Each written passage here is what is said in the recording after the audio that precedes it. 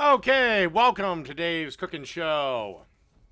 And for you today, it's not really an episode. This is why this is coming out on Thursday. It's hot honey. It's the new rage. It's going on top of everything. And they sell it in the store, but again, it's one of the more overpriced things. So I just figured, here's how to make it. Okay. Over about a medium heat,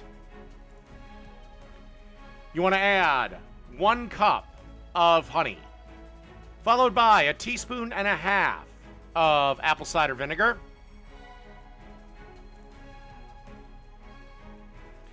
yeah, it's kind of like smoked salt or smoked spices. They're always more expensive than the regular, and just make them yourself if you have the ability.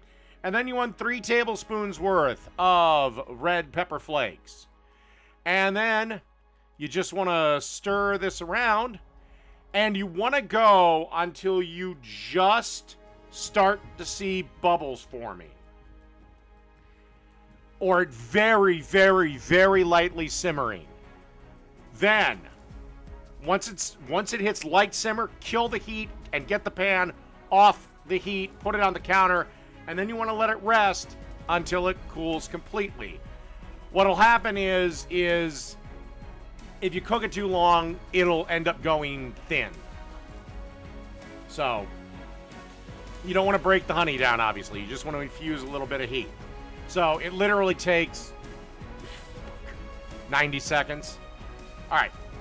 And once it's cooled completely, pass it through a strainer into one of these little jars here, condiment jars. You can find them at pretty much any Walmart, Target, whatever. I would recommend Walmart. And yeah, keeps in the cupboard for about a month. That's hot honey. Don't buy it. Make it.